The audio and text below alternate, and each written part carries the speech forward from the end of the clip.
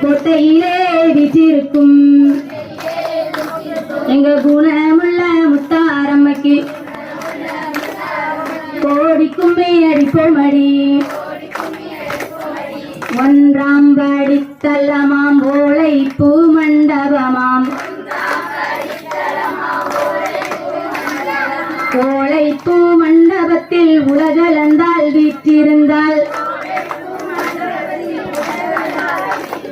இரண்டாம் படித்தலமாம் ரத்தின சிம்மாசனமாம் ரத்தின சிம்மாசனத்தில் லட்சுமியால் வீற்றிருப்பாள். மூன்றாம் படித்தலம்